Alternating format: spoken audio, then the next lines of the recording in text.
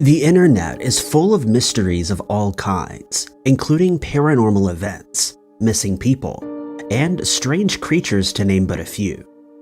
But there are also certain websites and users that remain internet mysteries, and although a number of these have been solved by Reddit and other websites, many still remain unsolved and continue to baffle those looking to find their purpose or identities.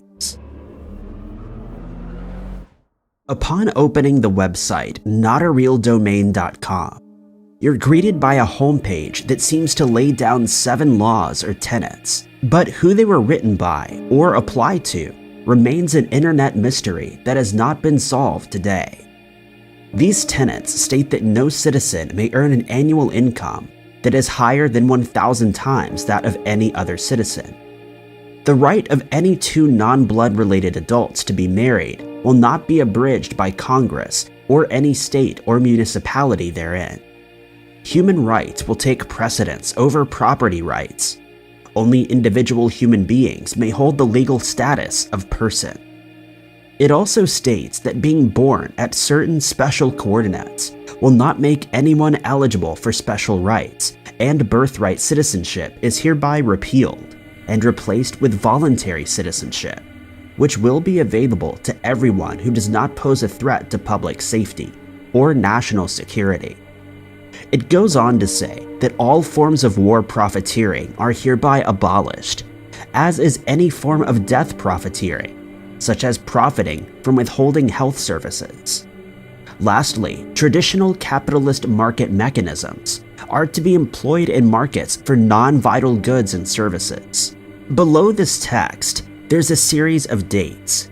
These are the 31st of March 2010, the 7th, 8th, 12th, and 18th of October 2011, the 1st of October 2011, the 19th of September 2020.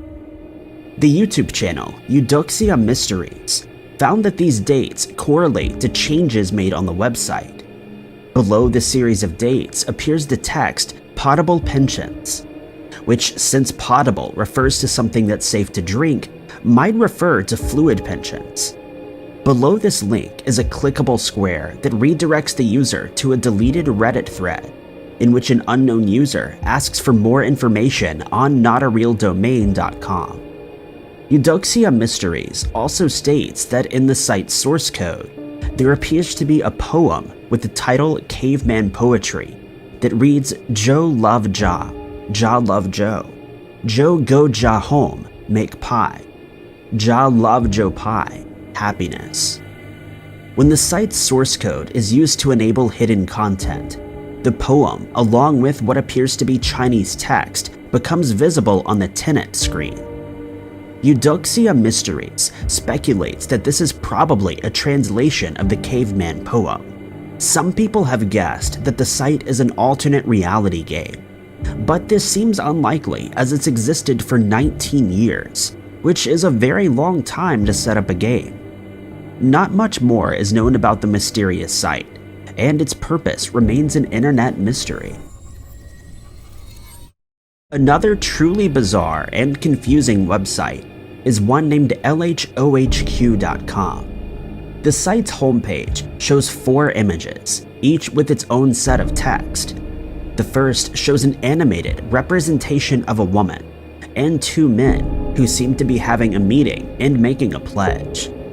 The accompanying text seems to be an incoherent series of sentences strung together, referring to the Wall Street Journal, betting on excellent horses, the Dow Jones, laughing in an Oval Office, and takeover bid for the classless. Clicking on the image brings the user to a page where a woman is shown on a TV holding a weapon. The page also contains the text Donald Trump, Pinochet option, CIA and neoliberal mind control, Bush, Clinton, Habsburg. This is accompanied by a background that is filled with military jargon, and clicking anywhere on this text takes the user to a page showing another woman with a weapon and a series of flashing images behind more text referring to drone activities carried out by the US Department of Defense. The second image on the homepage also accompanied by nonsensical text, takes you to another page filled with text on a flashing background. Again, reference is made to governmental institutions and the like, not much of which makes sense. The other two images seem to serve a similar function, linking to pages with text, photos of political figures, and more links to more pages. Some people who have investigated the site estimate that it has over 2,000 pages altogether, none of which seem useful. Though the text on one of the pages suggests that the site contains information that, if made public, would halt the US government. When clicking on the site's About section, it states that it's dedicated to the highest possible quality product, and that their standards of excellence always involve their vision to grow their product going forward. The site also contains a series of films with unknown actors. The films are named The First Space Girl on the Farm, The Pond, and Goodbye Zombie.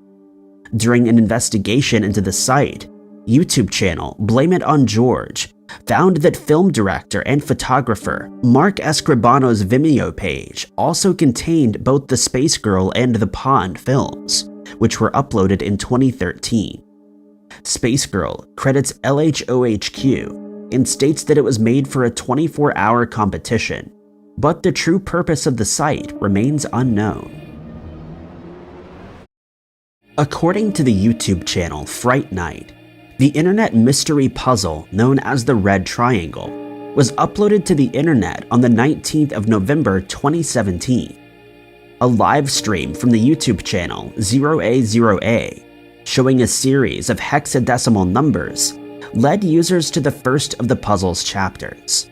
Some of the chapters seem to have sub-chapters, each of which is harder than the previous, and many people have noticed similarities between the Red Triangle and the Cicada 3301 internet puzzle. The puzzle is filled with ciphers and dark imagery, such as a red triangle on a black background and dark masks. The first chapter was found to be made up of 3 separate puzzles. The first states that a god may walk among men, but mankind may never walk among the gods. It also states that only the most intelligent will move forward.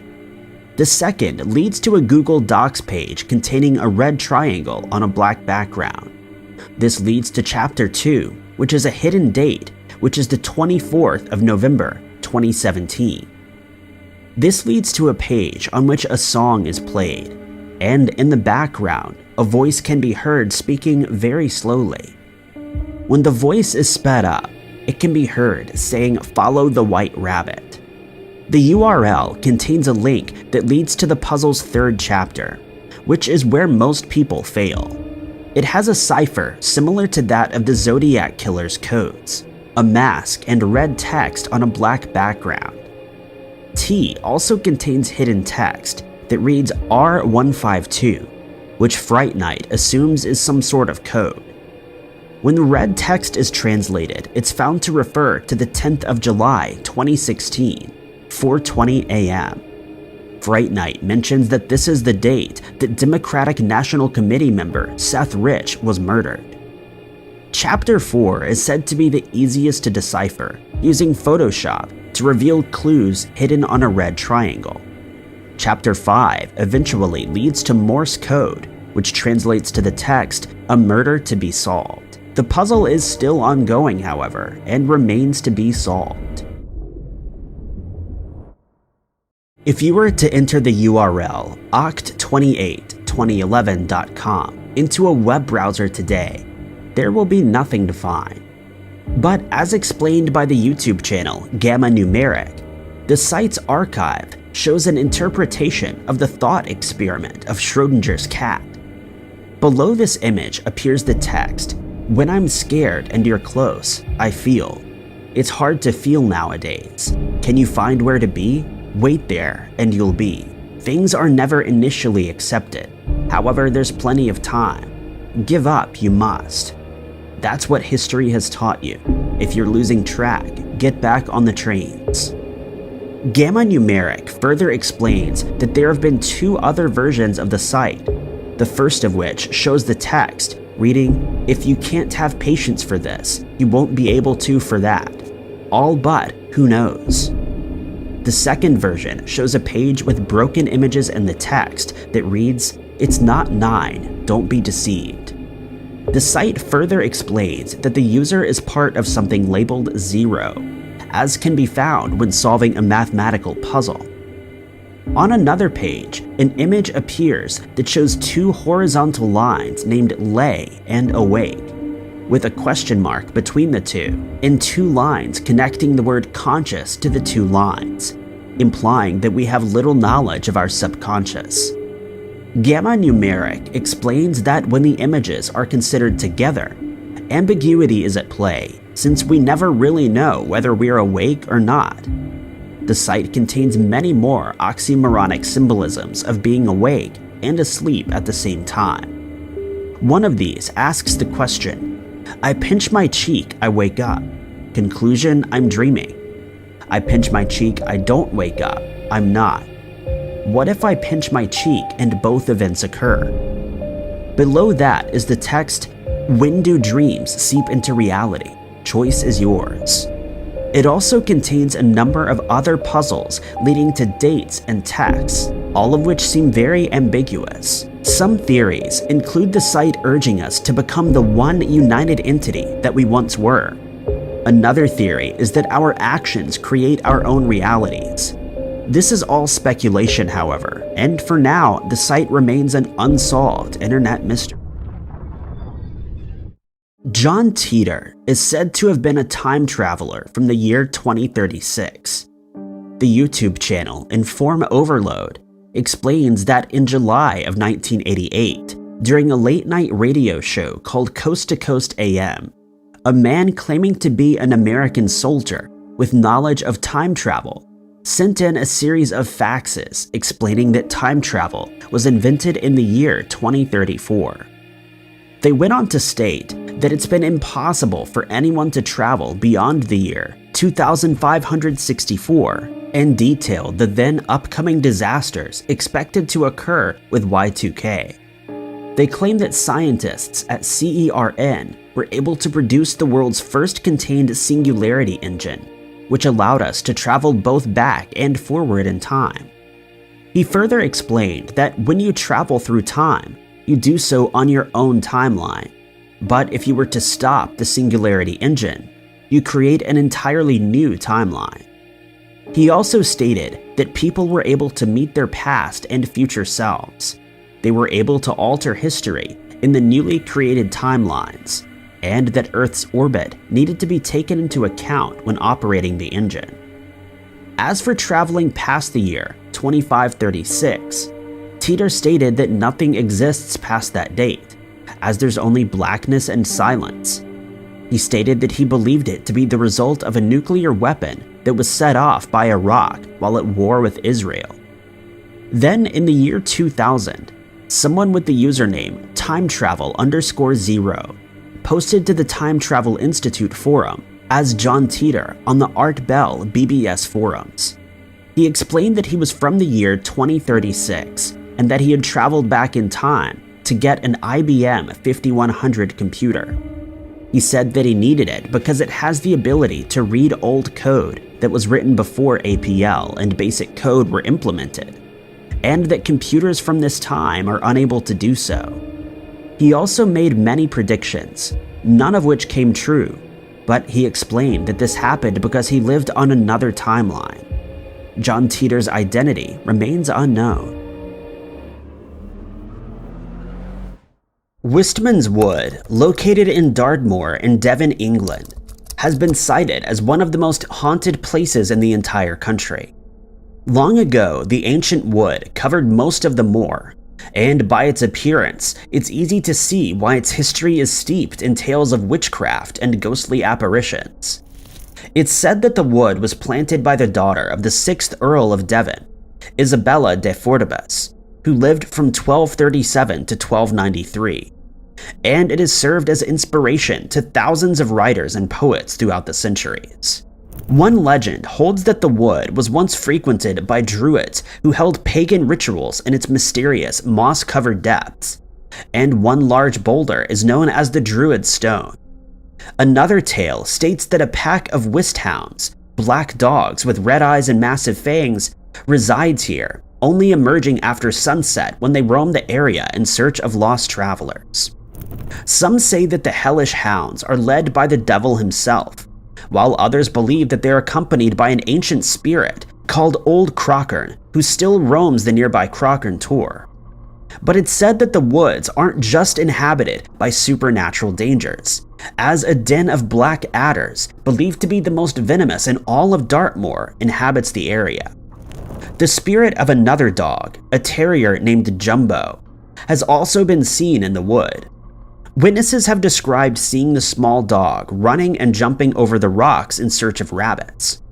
People have also reported hearing the dog's mournful cries carrying to the nearby valley at night. On the north side of the strange woods in an area known as Lich Way, people have seen the image of men dressed in white clothing walking in complete silence, and their purpose and destination is an unknown mystery. The Fairmont Banff Springs Hotel in Canada opened its doors to the public in 1888, and due to its age, it's seen hundreds of thousands of guests. But it's also said that many of those who once stayed in the building still reside there as otherworldly apparitions, making it a very scary place to visit.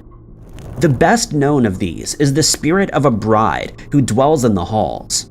Legend has it that she and her groom checked into the hotel in the 1920s, and as she ascended the marble stairs in her wedding gown, one of her shoes got caught in the hem of her dress and she fell, losing her life in the process. Hotel staff and guests have reported seeing the woman ascending and descending the stairs, and on some occasions she's seen in the hotel's ballroom, dancing as if she longs for the first dance with her fiancé. She is so well known that a series of collector stamps and coins bearing her likeness have been produced. Another well-known apparition is that of a Scottish bellman known as Sam Macaulay. Sam worked as the hotel's head bellman during the 1960s and 70s, and he passed away in 1975. He is described as a dutiful spirit that enjoys fulfilling the duties that he used to perform long ago. On one occasion, when two elderly men found that their room key wasn't working, they called the bell desk for assistance, but the current bellman was busy with other tasks and could only assist them 15 minutes later. When he eventually made his way to the room, he found that it had been unlocked, and one of the women explained that a man of Sam's description let them into the room. Others have seen Sam in his old office, which has now been turned into a guest room, as well as walking on the 7th and 9th floors. Staff members also claim that specific rooms in the hotel are haunted, including reports from guests who have had the pillows pulled from under their heads while they slept, or in some occasions they were pushed completely off of their beds by an unseen force. One notorious room, number 873, is known for spirits who awaken guests by screaming. They are also said to leave handprints on the mirrors in the room, but they always disappear before hotel staff arrive to investigate. The spirit of a young child has also been seen walking through the hotel as if lost and searching for someone. The exact origins of the Turkmenistan Darvaza gas crater, located in Central Asia, is a matter of debate.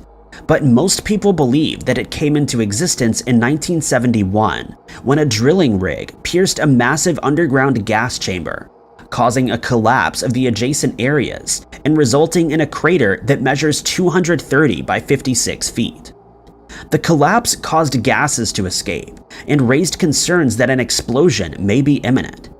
The surrounding fauna and flora also suffered as the gases leaking out from the crater devastated the area. Fearing the worst, the Soviet government decided that the best course of action would be to set the gases alight in the hopes that it would burn off in a few weeks at most. But they soon learned just how wrong their calculations were. It would turn out that the crater held one of the largest methane pockets ever discovered, and it's still burning after being ignited over 50 years ago. Hence, it has since become known as the Gates of Hell, and it's considered by many as one of the most dangerous places on Earth. One study found that over 3.7 million tons of methane has escaped from the crater over the years, and the odor of methane and sulfur can be smelled for miles downwind. But despite its inhospitable nature, a Canadian explorer has found microorganisms that were able to survive extreme habitats, living in the crater. In 2010, the president of Turkmenistan visited the site and considered having it sealed, but this was never done, and the crater remains ablaze to this day. It's since become one of the country's foremost tourist destinations. In January of 2022, a commission was established and tasked with finding a way to extinguish the fire for good, or have it continue burning without having a negative effect on the surrounding environment and the health of members of the public. The city of Savannah in Georgia is considered by many to be the most haunted in all of America. It's said to be so haunted that a visit to one of its historic buildings is likely to result in at least one sighting of an otherworldly spirit. One such building is the Hamilton Turner Inn, where guests have reported seeing an apparition of a man who sits on the roof while smoking a cigar. There have also been reports of the sound of children laughing, and billiard balls have been seen rolling around on some of the higher floors of the building. The Marshall House is also known as one of the most haunted hotels in the US. The hospital has been used as a hospital 3 times since 1851, first as an infirmary for Union soldiers and twice more during yellow fever epidemics. Some who have visited the site have reported seeing taps turning on and off by themselves, strange apparitions that dwell through the building's corridors, and the sound of children running in the halls despite there being no one around. But the Moon River Brewing Company, which was built in 1821 as a hotel, is cited by many as the scariest place in all of Savannah. At the top of the building's staircase, many people have reported seeing the spirit of a woman, known as Miss Johnson, wearing a white dress, though it isn't certain who she was. In 1832, a doctor named Philip Minus was staying at the hotel when he ended the life of a man named James Stark, who was a well-known troublemaker. Minus was acquitted of the crime when he claimed that Stark had reached for his weapon first, and he's believed to still haunt the building, locking guests in bathroom stalls and brushing past people while they dine. The basement is in an area where the brewery's staff claim to experience the most paranormal activity. A ghost known as Toby has been known to push guests out of frustration. Others have reported feeling inexplicable cold spots, and some guests have seen bottles falling or being thrown from the shelves. When renovations were being done on the building in the 1990s, the foreman's wife was pushed down the 3rd floor stairs by an unseen presence, prompting the foreman to abandon the project. Other witnesses have also described being pushed while on the stairs, and it's believed that the 3rd floor houses more aggressive spirits in the hotel. The top floor hasn't seen as many reports of ghostly activity, but it's well known for having a dark, scary atmosphere, believed to have been brought on by the many patients that passed away there during the yellow fever epidemics. Transylvania is known by most people as being the home of the fictional vampire Count Dracula. But the Hoya Baciu forest, which stretches over a 250-hectare acre of Transylvania, is considered one of the scariest places on Earth due to the sheer number of strange occurrences that have been reported there, resulting in its nickname, the Bermuda Triangle of Transylvania. The forest is named after a shepherd who ventured into the forest with his flock of about 200 sheep and failed to return. A search was organized to look for him, but the locals who formed the search party returned without him, complaining of rashes that had no apparent cause. The shepherd and his sheep were never found. Another mystery of the strange forest is one where a 5-year-old girl disappeared after walking into the forest. A search failed to locate her, but 5 years later she came walking out of the woods, having not aged at all, and still wearing the same clothes she had on when she disappeared. The trees in the forest appear to be young, despite being over 200 years old, and many are twisted into shapes at their trunks. Most of these strange occurrences are said to take place in an area of the forest that's bereft of life. No vegetation grows in this area, which forms a perfect circular clearing, and soil testing has found no plausible explanation for the phenomenon.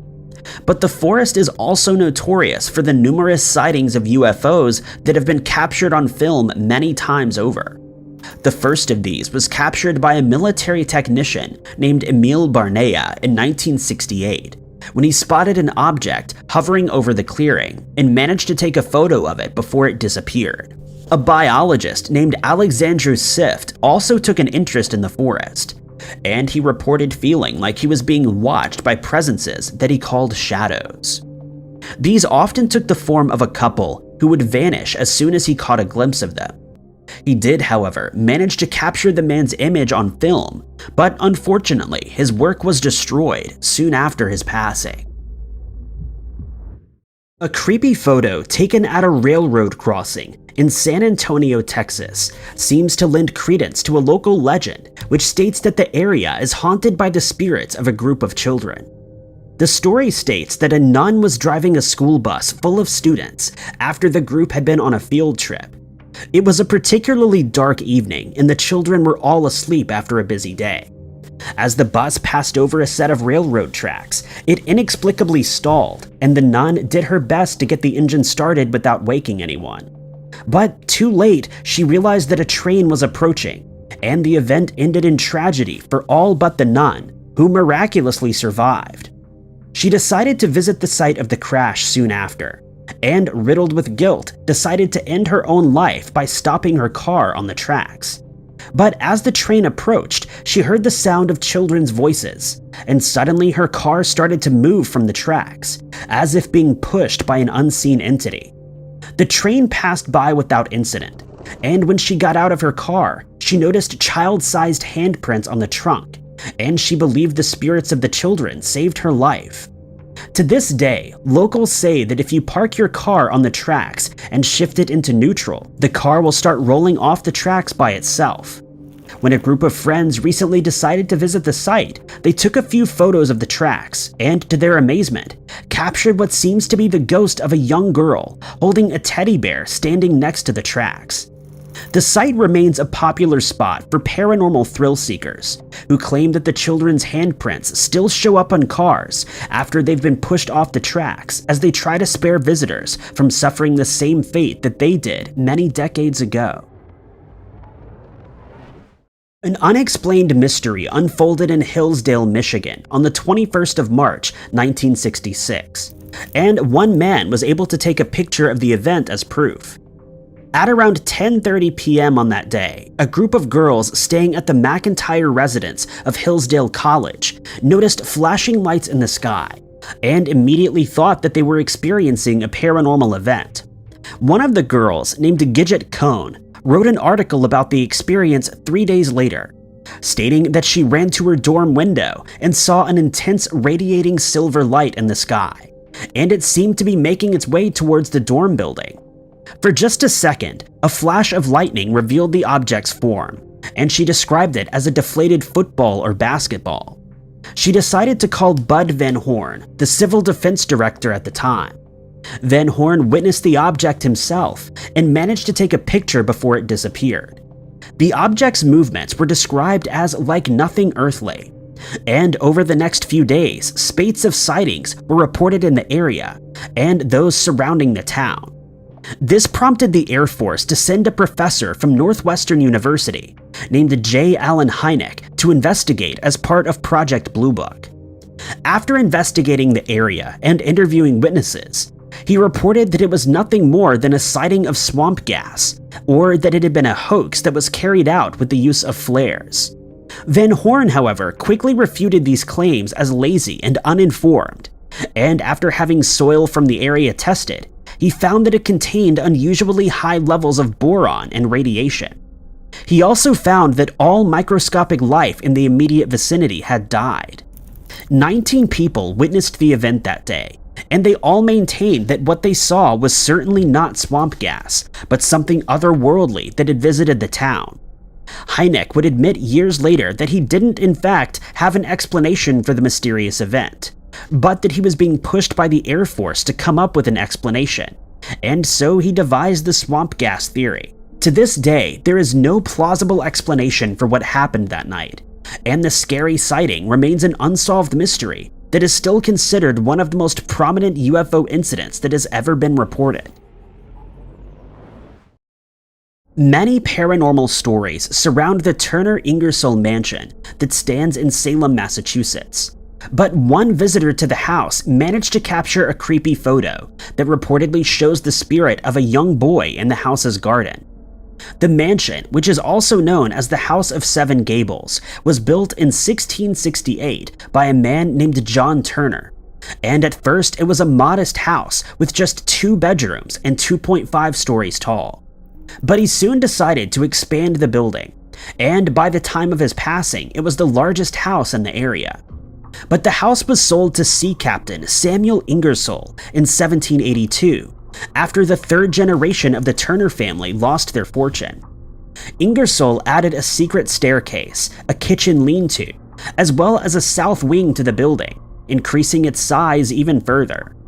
During this time, Ingersoll's daughter, Susan, often invited her cousin Nathaniel Hawthorne over to visit. Hawthorne would go on to become one of America's most notable authors, with works that include The Scarlet Letter and The House of Seven Gables, for which the mansion was nicknamed.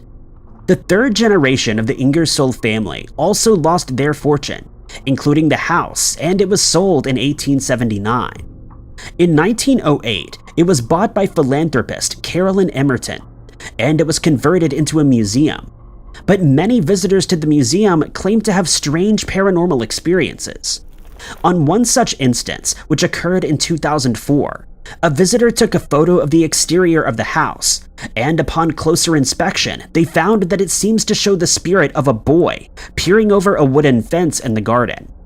Many people believe it to be the ghost of Hawthorne's son, Julian, as it closely resembles a photo of the boy. People have also reported seeing the spirit of a man walking up and down a staircase in the house, while others have seen the ghost of a boy playing in the attic, which once served as a servant's quarters. There have also been sightings of a spirit that is believed to belong to Susan Ingersoll, that walks in the house's hallways and peers out through the windows at visitors who arrive at the site. The house remains a popular attraction for history buffs and paranormal investigators alike, as it provides an accurate window into the past, whether it is in fact haunted or not. A scary paranormal story unfolded in June of 2021, when a student in Devon, England, managed to capture a creepy photo of what he and many others believe to be a UFO. Matthew Evans was looking out of the window of his top-floor flat, as he has a perfect view of the ocean from where he lives. But to his surprise, he spotted a strange object in the sky, and managed to grab his phone just in time to get a scary picture. He told media outlets that the object became immediately visible as it moved closer from the horizon. He noticed that it wasn't a plane, as it was moving much slower than a plane, and moved vertically before it came to a stop and hovered over the ocean for about 10 seconds. This is when he managed to take the creepy photo, which shows a triangular object with 4 bright lights hovering in the sky. He states that he couldn't figure out what the object was, and so he decided to take a picture. But when he inspected it more closely, he still couldn't identify what it was. He added that the strange object vanished quickly right after he had taken the photo, but there has still been no plausible explanation for what he caught on camera. Many people who have seen the photo speculate that it may be the result of a reflection from a nearby streetlight, or possibly from the sun. Another theory holds that it may merely be lights from a ship that was passing on by the horizon, though this theory has been dismissed by many as nonsense, since the object left the area at a great speed. But many others have stated that they are convinced that Matthew managed to capture an image of an extraterrestrial craft with his phone. No official investigation was launched into the matter, and for now at least, it remains speculation and a paranormal mystery that may never be solved. An Australian man, only known as John, appeared on the Believe Paranormal and UFO podcast in August of 2021. where he claimed to have lived through a terrifying paranormal horror story.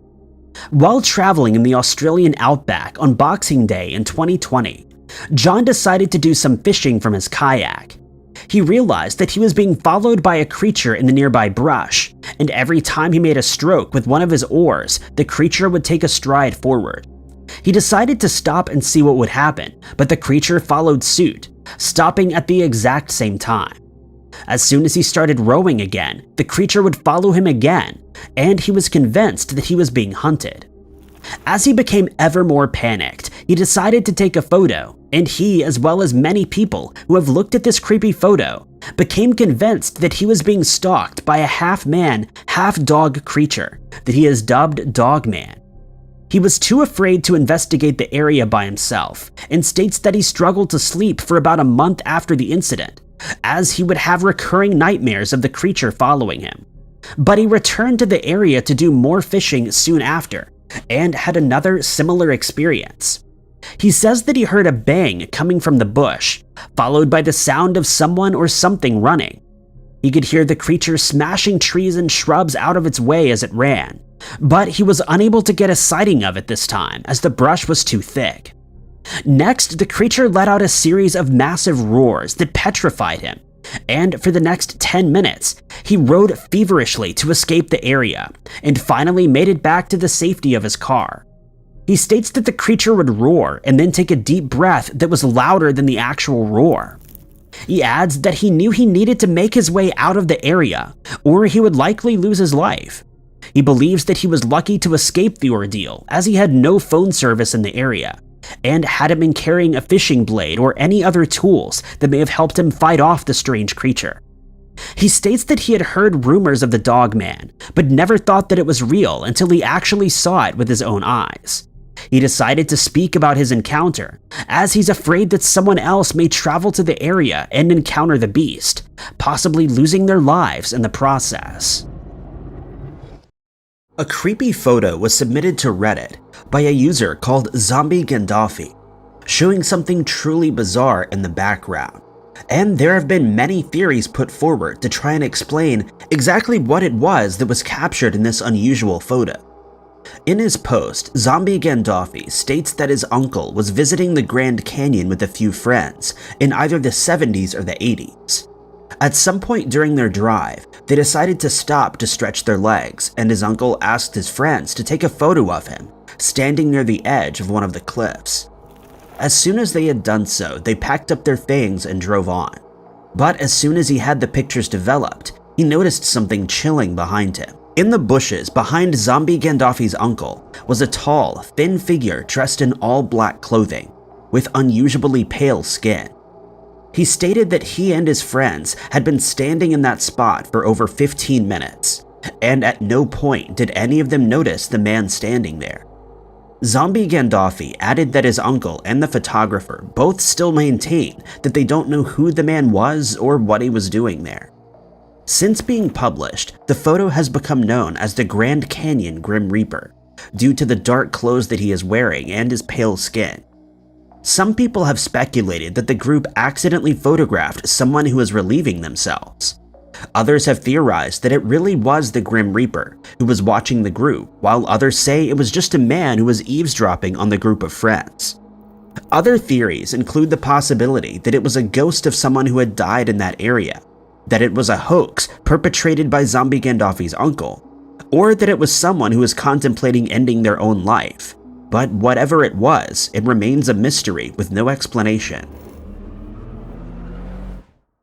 A strange photo from 1952 shows the Capitol building in Washington, D.C., but upon closer inspection, something can be seen in the background that shouldn't be there. On the 19th of July of that year, Air Traffic Controller Ed Nugent called Harry Barnes the senior air traffic controller and reported that he was seeing 7 objects moving around on his radar. This may seem normal, but back then air traffic was suspended at 10 p.m., meaning that no air traffic was allowed to be in the air at that time. Barnes made his way to the screen and saw multiple objects about 20 miles away, moving at incredible speeds and at impossible 90-degree angles. The strange objects moved so fast at times that they disappeared from the radar, only to emerge again on the other side of the city. Barnes decided to contact Andrews Air Force Base, and he was informed that the objects had been seen there too. Staff at Andrews Base had seen bright orange objects circling in the sky before taking off with maneuvers that none of the men had seen before. Reports kept coming in from all over the city until the early hours of the following morning and the next night at around the same time, and an object was observed moving at speeds of over 5,000 miles per hour. It then disappeared as quickly as it had appeared. The following weekend, jets were scrambled when the objects appeared once again. One of the pilots asked for permission to fire at the unknown craft, but was met with nothing but radio silence. The jets were easily outmaneuvered until the craft suddenly sped off, leaving the jets in its wake.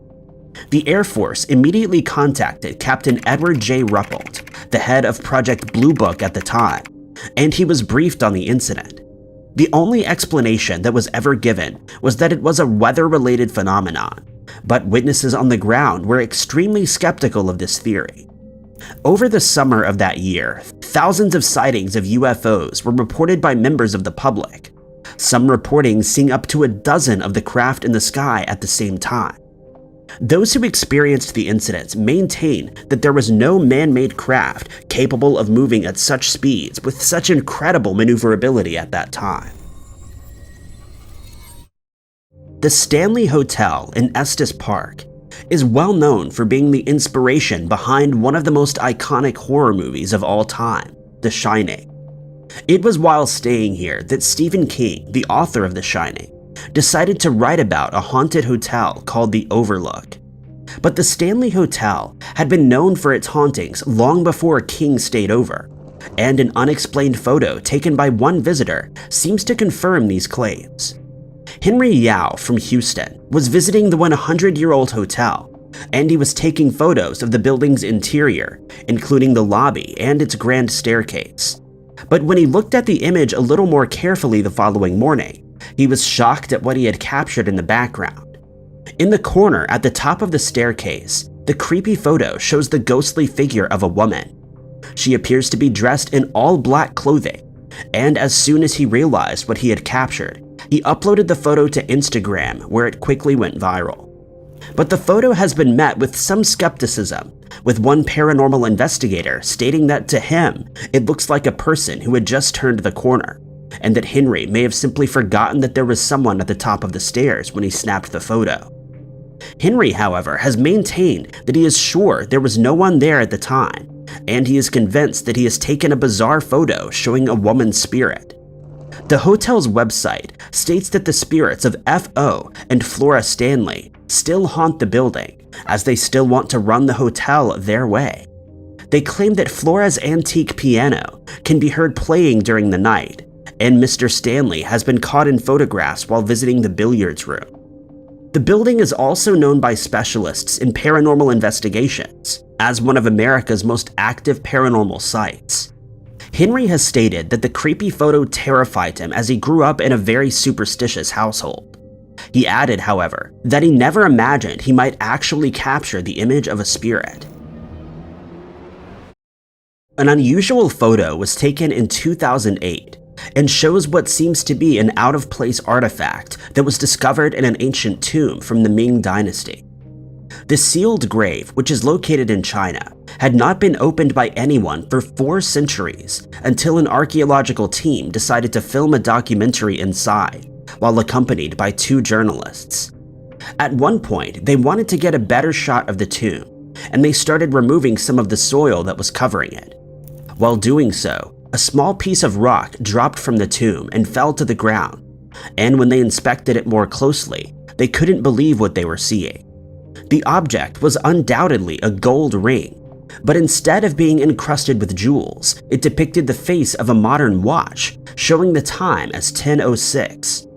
This was obviously a baffling find, since such objects didn't exist 4,000 years ago, and its discovery has resulted in many theories being put forward to explain how it got there, the most outlandish of which involves time travel, Some people believe that the person in the tomb may have been a time traveler who brought the ring back from the future, while another theory holds that a time traveler was present at the time of the burial and that they left the ring in the tomb on purpose to be discovered later. Another theory that has been put forward suggests that the strange object is, in fact, from the time of the Ming Dynasty, but that it is meant to depict an object that just happens to look similar to modern watches we know today. What is most baffling, however, is the fact that an inscription was found on the back of the ring, showing the word Swiss, despite Switzerland not being founded until 1848. This has given rise to another, more plausible theory that someone had in fact visited the tomb in more modern times. It is possible that they opened the tomb, lost their ring in the process, and sealed it again without realizing that their ring was left behind. But many people believe that if the tomb had been opened, there would have been damage to either the artifacts or that some of them would have been stolen. The final theory suggests that the ring was carried into the tomb by a rodent who burrowed into the tomb and left it to be found by the unsuspecting archaeologists. But since the owner of the ring isn't known, it remains an unsolved mystery. Personal chef Christy Ranieri was taking a walk with her husband, Michael Scharf, when she decided to take a few photos of him in front of an old, dilapidated house. But she wasn't expecting to capture an unexplained photo in the process. The 14-room mansion once belonged to a socialite called Ginevra King, who once had a 2-year romance with the famous author F. Scott Fitzgerald. King served as the inspiration for the character of Daisy Buchanan in one of his best-known books, The Great Gatsby. Later that evening, Michael was looking through the day's photos when he spotted something in one of the old building's windows. Peering out from one of the rooms was the face of a woman, and Christy is convinced that it's the spirit of Ginevra that still haunts the house. She stated that she was in the habit of visiting the house every year, but she had skipped the trip the previous year since the house had been abandoned and fallen into disrepair. But when she saw the beautiful fall colors outside, she decided to walk around the house with Michael while she took a few photos. She added that Michael was zooming in on the building's windows in an attempt to see the interior when he came upon the frightening image. Christy stated that neither she nor Michael believed in ghosts, but they were freaked out by the creepy photo. She also has knowledge of what Ginevra looked like, since she has a keen interest in history, and Ginevra grew up in that area. But despite her knowledge, she decided to do a Google search for Ginevra, and upon showing her photo to Michael, they both agreed that it was indeed her spirit that they had captured in the photo. The following day, the couple returned to the house to see if the face was still visible, but they were left disappointed to find that it had disappeared. After taking the strange photo, Christy was hopeful that she could talk to an expert in the paranormal field, and she planned to inform local ghost hunters of her experience in the hopes that the house would be turned into a hotspot on the ghost hunting trail. She adds that she's no longer a skeptic of the paranormal after finally seeing proof with her own eyes.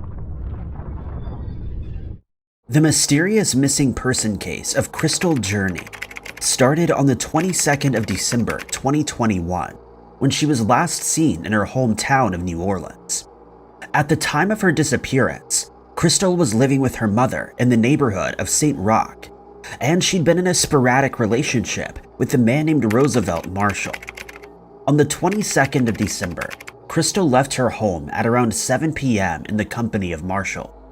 They planned on attending a concert, and as they left, she was seen getting into the passenger seat of Marshall's black Toyota Avalon. This was the last time she was seen, and her mysterious missing person case remains unsolved.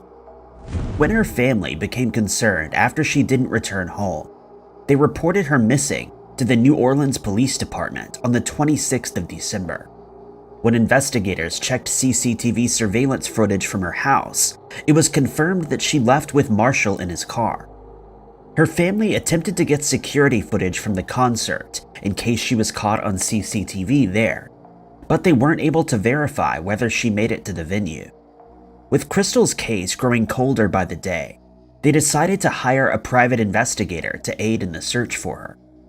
Investigators are now looking to question Marshall as he's the person of interest in Crystal's disappearance. They have, however, stated that he isn't currently wanted on criminal charges regarding her disappearance, but it was noted that he's wanted on 2 domestic incidents from 2020 involving Crystal. Crystal is described as standing 5 foot 6 inches tall, with black hair and brown eyes. She weighs around 180 pounds and can be identified by a tattoo of a peacock on her right leg. The last time that she was seen, she was wearing a beige sweater dress, black boots, and a hat. Anyone who has information on Crystal's disappearance or her current whereabouts is asked to contact the New Orleans 5th District at 504-658-6050. Crystal's NamUs case number is MP88467. The missing person cold case of Michael David Van Zant has remained unsolved since March of 2016, when he disappeared from California. Michael spent 12 years in the military, after which he landed a position as a civilian contractor. At the time of his mysterious disappearance, he was working at the Edwards Air Force Base while living in an apartment in Lancaster. On the 5th of March 2016, Michael was at the Underground, a bar in Hermosa Beach, where he was watching Ultimate Fighting Championships with a few of his friends. The group had planned to stay over at the Quality Inn, which is located in the 900 block of Aviation Boulevard. After leaving the Underground, the group went to the American Junkie Pub and arrived there at around 10:15 p.m. As they waited in line, Michael said that he needed to use the restroom, and he went to a liquor store next to the pub. CCTV surveillance cameras from inside the store recorded Michael going in and eventually leaving again. His friends then decided to move to a different venue, but they were unable to reach him on his cell phone before doing so. Further CCTV footage shows Michael returning to the queue to look for his friends, but when he sees that they aren't there, he walks away. He then walked back to the liquor store, but it's unclear whether he bought anything. Michael was seen one last time on surveillance footage when he walked through a parking lot at 11:27 p.m., heading northwest towards the beach. That's the last known sighting of Michael, and he has still not been found. The following morning, Michael's friends realized that he hadn't returned to the Quality Inn, and noticed that his car was still in the parking lot with his belongings still inside, untouched. When he failed to show up for work on the 7th of March, his colleagues reported him as missing. A search was conducted of the area where he was last seen at the beach, but none of his belongings were found. Michael's cell phone activity stopped at around 10:30 on the night of his disappearance, and his bank accounts as well as his credit cards have seen no activity since. Michael has blonde hair and blue eyes. He stands 6 feet tall and weighs around 190 pounds. He has tattoos of the name Keaton on his left calf, a tiger on his upper left arm, and a tattoo of Buddha on his back. If you have any information on Michael's case, you're asked to contact the Hermosa Beach Police Department at 310-318-0360, or call the We Help the Missing tip line at 866-660-4025. Michael's NamUs case number is MP32829. The mysterious disappearance of Andrew Clement, a citizen of New Zealand who'd been living in Sydney, Australia for more than 30 years, occurred in May of 2017. When Andrew didn't show up for 2 consecutive days of work, he was reported as a missing person by one of his coworkers. The investigation into his strange disappearance revealed that he was last seen at a cafe in Willoughby on the 21st of May. However, his car, a silver Holden Astra, was later caught on camera as it drove onto a ferry at Wistmans Ferry. The vehicle was found 2 weeks later at a campsite in Gunderman, near to the Hawkesbury River, and several hiking trails. His family also revealed that he had recently started taking an interest in bushwalking, but he was known to head into the wilderness unprepared, and his colleagues stated that they were shocked at some of the experiences that he had told them about. Andrew didn't have his cell phone with him at the time, and it's unclear if he had any supplies with him at all.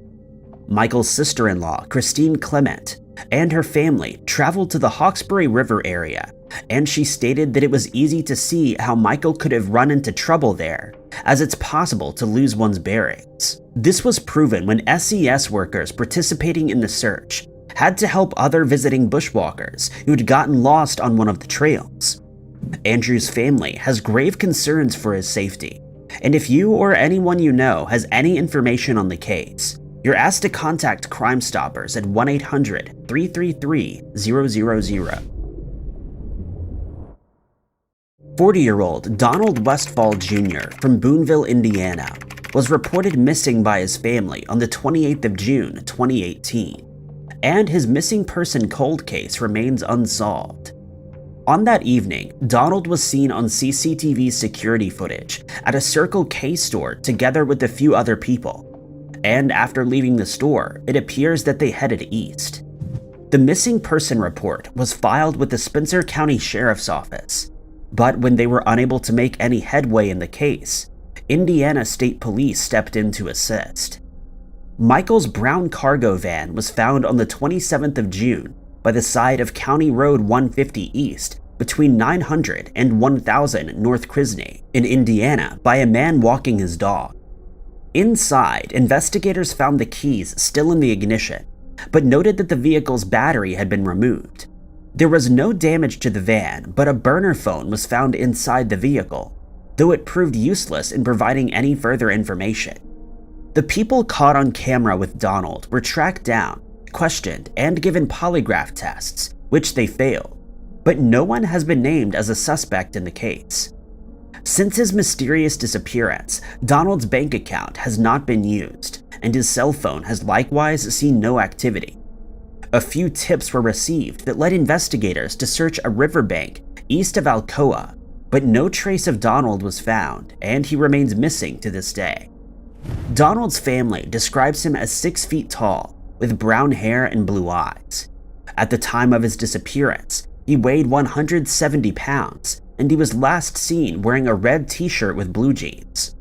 A $5,000 reward has been offered to anyone with information leading to Donald's whereabouts. If you know where Donald is or what may have happened to it, you're urged to contact the Indiana State Police's Jasper District at 812-482-1441 or 800-742-7475. Alternatively, you can email Troy Fisher at tfisher@isp.in.gov. On the 28th of October 2021, 27-year-old data scientist Kathleen R Muller walked into the Elephant Backpackers, located in Sydney, Australia. She was described as being in a jittery state while making a booking to stay the night. After making the booking, she abruptly left the Backpackers reception area without going to her room, and she was caught on CCTV heading to the north of Sydney while entering several shops along the way. She was then seen walking eastbound on the northern side of Falcon Street towards Neutral Bay. A few hours later, Kathleen's ID and bank cards were found in a backpack on a street in Lane Cove, which is more than 4 miles away from the area where she was last seen. Her phone was also found by another member of the public in a neighboring suburb, and although a nationwide appeal for information was made in her case, she has still not been found, and her family has stated that they are extremely concerned for her safety. In November of 2021, it was discovered that one of Kathleen's social media accounts had been activated, and it came to light that she was in the habit of using several aliases, including Amy Monroe, Kate Reith-Muller, Margaret Reith-Muller, and Kate Muller. It was also discovered that in the weeks before her mysterious disappearance, Kathleen had created a number of listings on Gumtree in which she was selling several of her personal belongings, including a hand mirror, a wall tapestry, an acupuncture mat, a pot hanger, and a vintage 70s-style room divider. None of the items were sold, and no further activity was noted on her account since she vanished. Investigators stated that they are considering the possibility that she may have moved to Melbourne to look for a job, though her family is skeptical of this theory. Kathleen was in the habit of keeping in regular touch with her family, though they describe her as a very private person who didn't give out many details about her circle of friends or her life in Sydney after she moved there 5 years ago.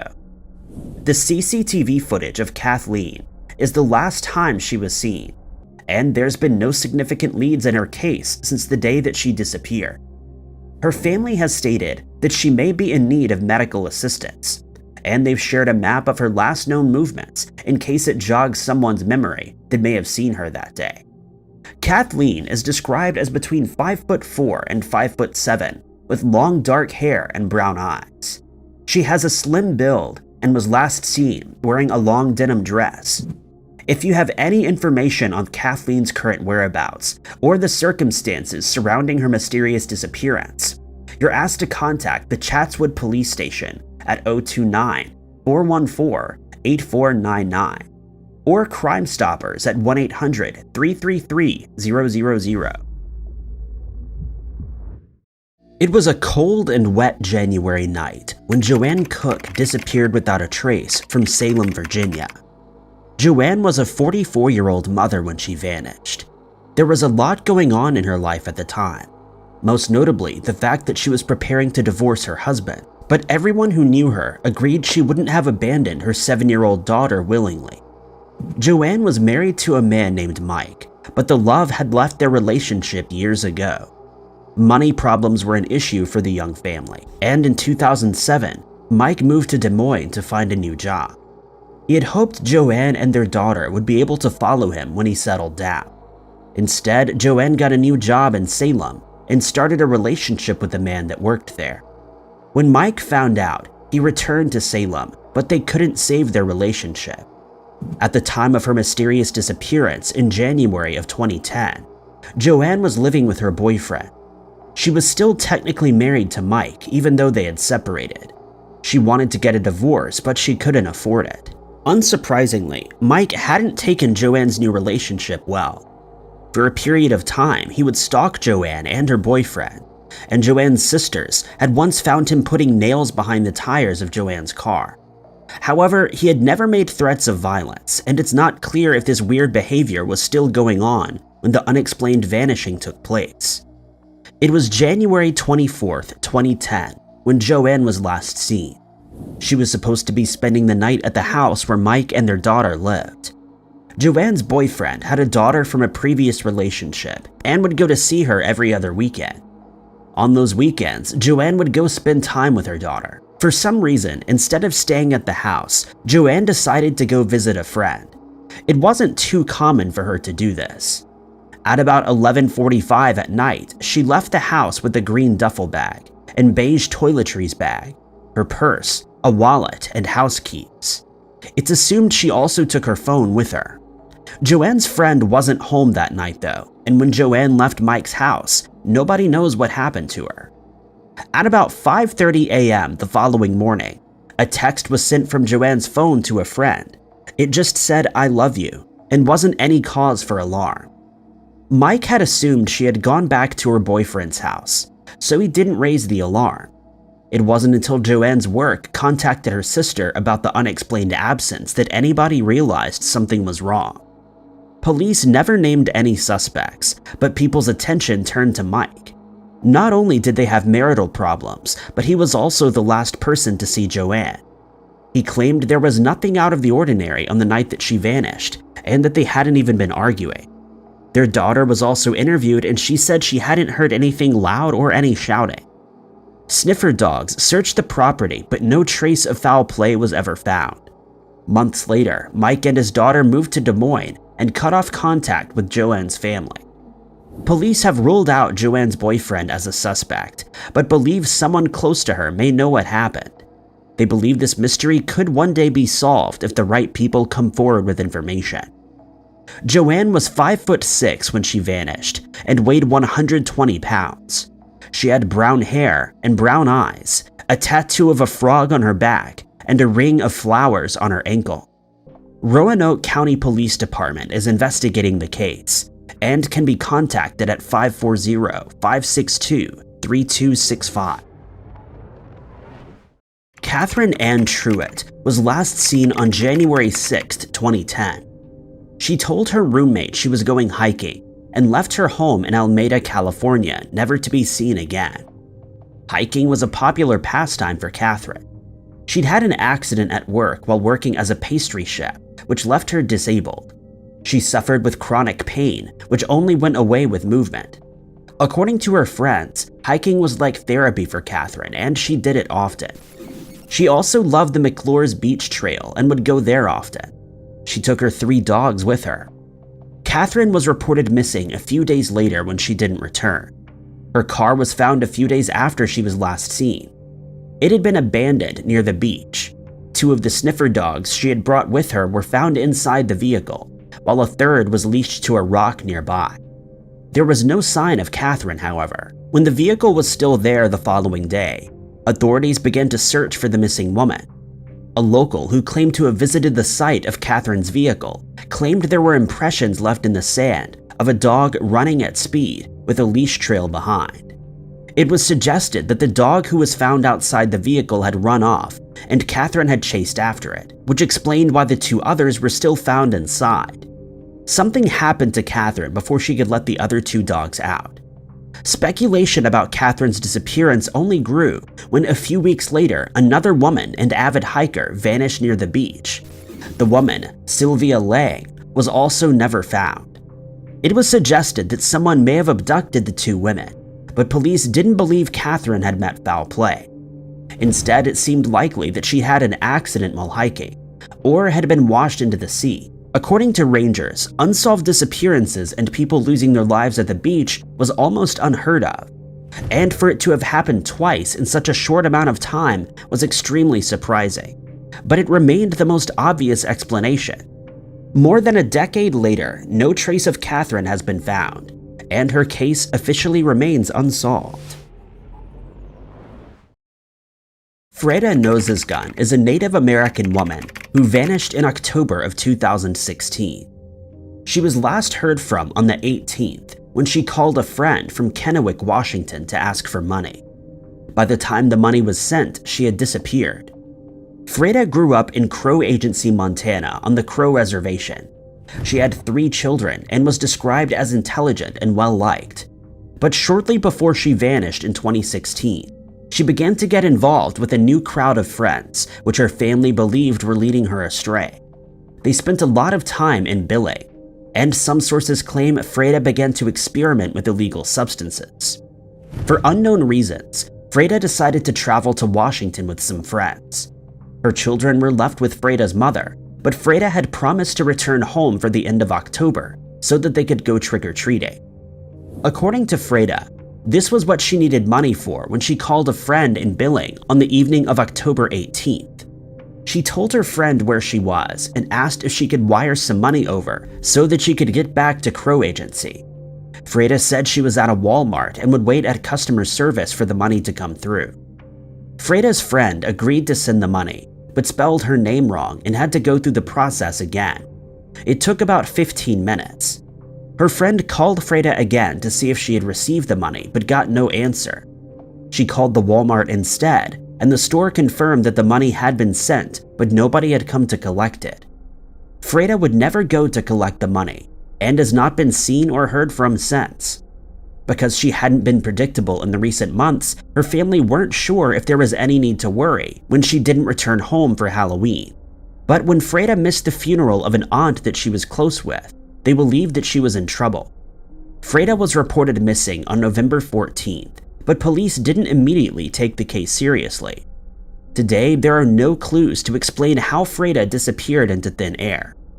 According to some sources, the new friends her family identified didn't cooperate with police. The FBI, which is also involved in the case, believes the disappearance may be related to illegal substances, and asked Freda's family if they knew anything about a substance that caused memory loss. Freda was 34 years old when she vanished. She was 5'5" and weighed 150 to 160 pounds. She had multiple tattoos, including the names Lyrical, Trinity, and Mason between her shoulder blades, and Mickey Mouse on her right calf. Anyone with information that could solve this missing person case should contact Crow Agency Bureau of Indian Affairs at 406-638-2631. Taveta Hobbs disappeared in extremely suspicious circumstances in November of 2008. She apparently abandoned her old life to move from Raleigh, North Carolina, back to California without warning. She left behind most of her belongings and her husband. According to Taveta's husband, Phil Hobbs, it was Thanksgiving Day that Taveta apparently made the decision to disappear without a trace. Taveta was a Navy veteran, and for a time had lived in California with her husband before relocating to Raleigh. They had stayed there after Taveta left the Army, and she got a job at Salesforce and was working to become a stenographer. Nobody who knew her knew of any plans to move back to California. But on November 24th, her boss received a text to say that she was quitting her job. She didn't even collect her last paycheck. A few days later, according to Phil, she was gone. The rest of her family didn't realize she was missing until December. They didn't live nearby, and a falling out between her and her brother meant that they no longer talked on the phone weekly. But it had been too long since she was last heard from, and he was worried. It was then that Phil told the family what had happened. Taveta had only taken a small amount of money and left behind most of her belongings, including her car. According to her brother, the car was very important to her, so this was surprising. Still, the family believed she was starting a new life somewhere else. It was only when they still hadn't heard from her by October of that year that they contacted police. Police started the search for Taveta immediately, believing something strange had happened, but no clues as to what had happened to her have ever been found.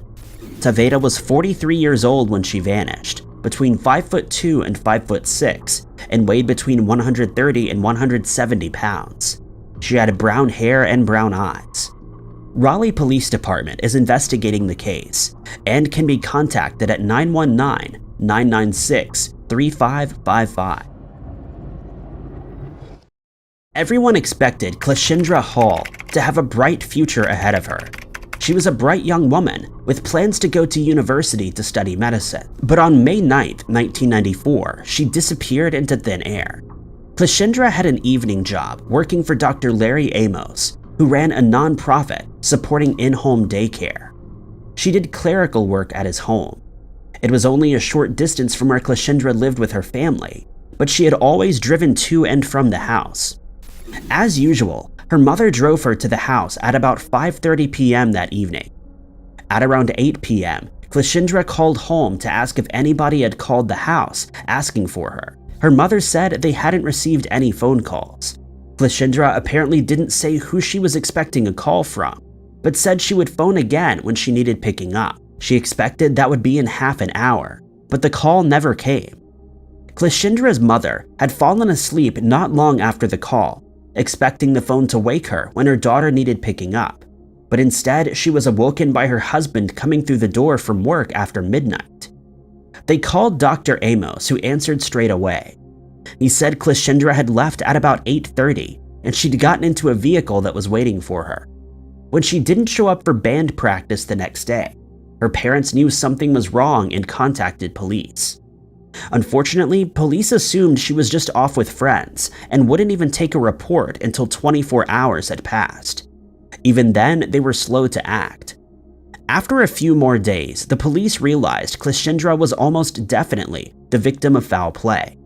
She had left all of her belongings behind, and there was no obvious reason for her to mysteriously disappear. But this missing person case still wouldn't be treated correctly. Dr. Amos had gone on a business trip to Texas the day after Cleshindra had vanished and didn't return for 2 weeks. In those 2 weeks, police didn't search his office for any answers about what could have happened to Cleshindra. When he did show up and they did a search, there was no evidence found of any crime. A coworker who had left 5 minutes before Amos claimed Cleshindra had told police that she'd offered the young woman a ride home, but Cleshindra had declined, saying she was going to walk. Police questioned a man believed to be Cleshindra's boyfriend, and a search of his car took place, and he underwent a polygraph test. No evidence was found at the car, and the test results were inconclusive. Since then, no clues about what could have happened to Cleshindra have been found. Years later, workmen said that they'd seen evidence of foul play at Amos's home shortly after the disappearance occurred. Police took bags of insulation from his home, but again they were slow to conduct the tests, and at one point the bags were left unattended to in a police officer's car overnight. No traces of DNA were ever found. Clashindra's case remains unsolved. There's no information about who might have picked her up, or even what kind of vehicle Amos allegedly saw. Clashindra was 18 years old when she vanished, and would be 46 today. She was about 5 foot 8 inches tall, weighed 120 pounds, and had black hair and brown eyes. She often wore hair extensions as well. Anyone with information on this unsolved missing person case is asked to contact Pine Bluff Police. Thank you guys so much for watching. If you liked this video, be sure to hit that like button. Also, don't forget to subscribe and click that notification bell to keep up to date with all of our future uploads. But my name is Ty Knotts, and I'll catch you guys in the next video.